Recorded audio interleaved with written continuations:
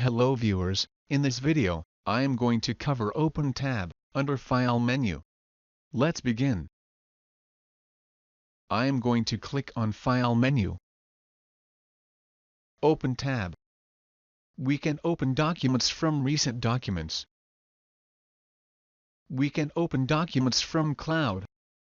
That is, I am using OneDrive to store my documents on cloud. We can open the documents from PC. Default folder will be Documents. We can navigate to different folders by clicking on arrow mark. We can add place. That is cloud locations like SharePoint and OneDrive.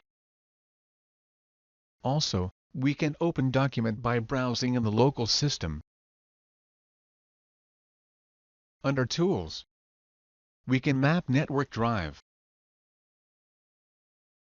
I hope you enjoyed the video. If you are preparing for interview, you can buy eBook on Microsoft PowerPoint interview questions, from the Amazon link given in the description below. Please like this video, click on subscribe button and hit the bell icon, so that you won't miss any video updates. Thanks for watching this video.